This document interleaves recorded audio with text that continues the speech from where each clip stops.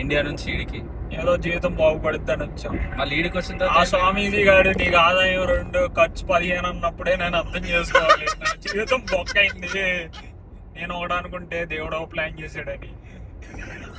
వాడు కర్కాటక రాశికి నీకు ఆదాయం 2 ఖర్చు 15 అన్నాడు.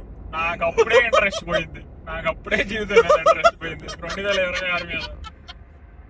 నీ అమ్మ వదిలిపెట్టండిరా నా దరిద్రాన్ని అన్నట్టు.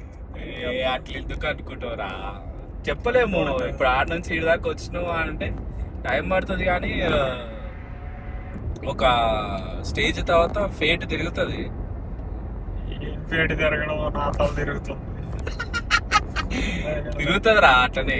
అప్స్ అండ్ డౌన్స్ కామనే, అది రోడ్ అయినా జీవితంలో అయినా కాదనట్లా.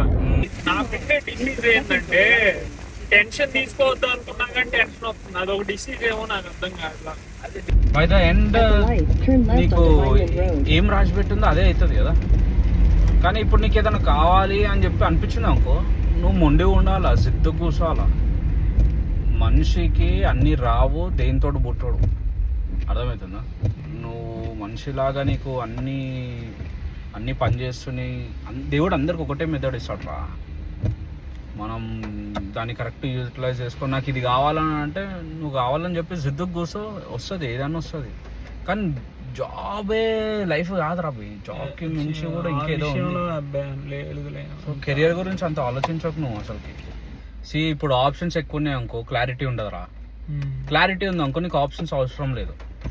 అది గుర్తుపెట్టుకో లైఫ్లో. అది ఏ విషయమైనా సరే, పెళ్లి విషయంలో అయినా సరే, లేకపోతే జాబ్ విషయంలో అయినా సరే, లేకపోతే బిజినెస్ విషయంలో అయినా సరే, లేకపోతే ఫ్రెండ్షిప్ అయినా సరే, ఏదైనా సరే నీకు లైఫ్లో దేంట్లో అంటే దాంట్లో ఉంటుంది.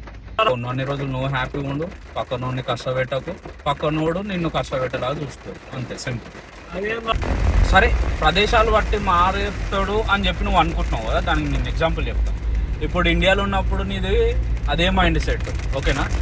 ఈడికి వచ్చిన తర్వాత అదే మైండ్ సెట్. ప్రదేశాలని బట్టి మనకి అంటే కొంచెము ప్లేస్ చూసి అది చూసి కొంచెం హ్యాపీగా ఫీల్ అవుతాం, అది ఇదని ఉంటుంది. కానీ నీ మైండ్ చేంజ్ కాదు కదా.